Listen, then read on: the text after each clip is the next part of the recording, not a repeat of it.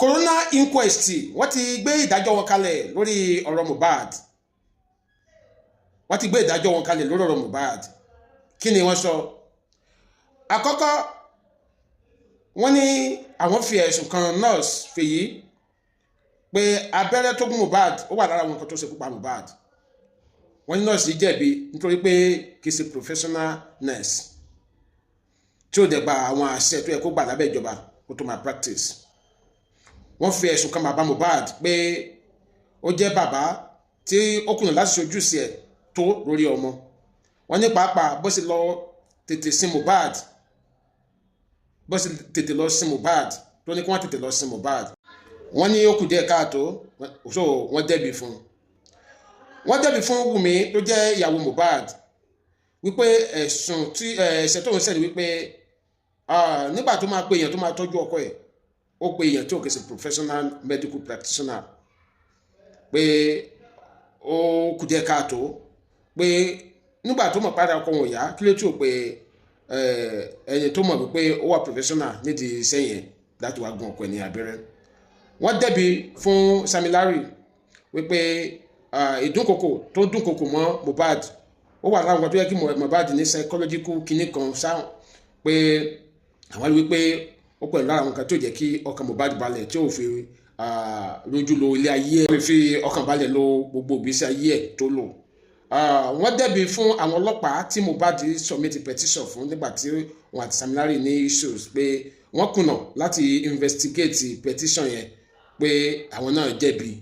Wọ́n di ẹ̀bi ru àwọn colleagues àtàwọn friends àti àwọn tó wà ní music industries, especially ní Afrobeat, pé wọ́n kùnà láti ṣùgbọ́n Mohbad nígbà tí ó ní di help wọn àti attention wọn.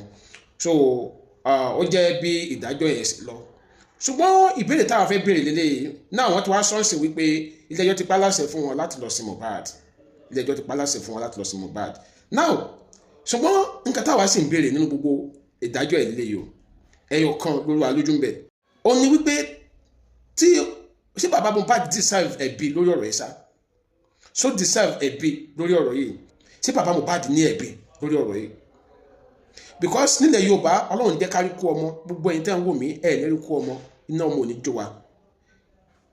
Wọ́n pe èèyàn wípé ọmọ ẹ̀ ṣaláìsí, getting there ó wọnú ilé ọmọ yẹn ó rí ẹ̀jẹ̀, wọ́n sọ̀rọ̀ ń pẹ́ bí báwo lè jẹ́ ẹ́ ṣe jẹ́ ń sìn. Nígbà tí wọ́n máa sára nǹkan táwọn èèyàn ń sọ, ìmukúmu tó mu, ìjẹkújẹ tó jẹ lógbòdì lára ẹ̀, abẹ́rẹ́ tí náà sí fún lógbòdì lára ẹ̀, ṣáyà abẹ́rẹ́ yẹn ló fa ẹ̀jẹ̀ tí wọ́n rí nínú ilé ẹ̀ àti lára aṣọ blanket. Ṣé ìmukúmu tó mu ló fa ẹ̀jẹ̀?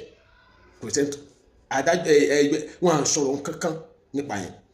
Èèyàn lọ ṣó ní Saturday, kátẹ̀wá ní ó ní àpá, sí àpá yẹn ló jẹ́ kó sì máa kẹ́jẹ̀ sì máa sún yára ẹ̀ títí ìgbà tí wọ́n lọ wú gan, tí wọ́n lọ wú òkú ẹ̀, ẹ̀jẹ̀ ń sì ń sùn.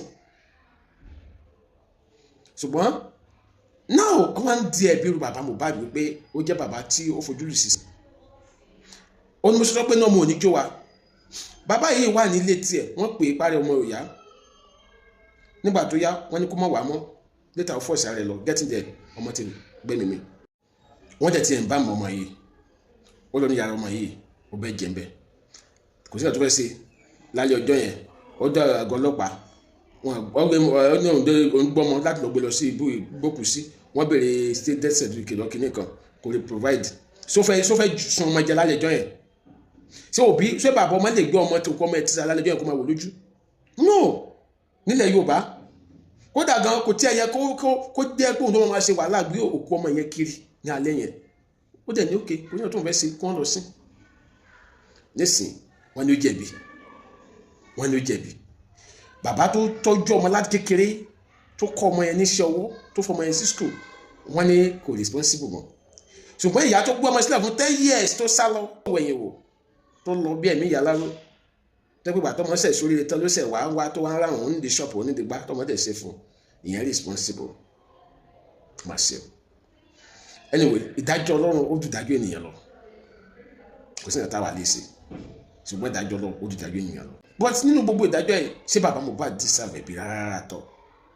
Ṣó deserve ẹ̀bi? Ẹ fẹ́ lóyún àdàbẹ̀ comment section. This is Adomade. Bye for now. Ade Omade, advocates for the masses.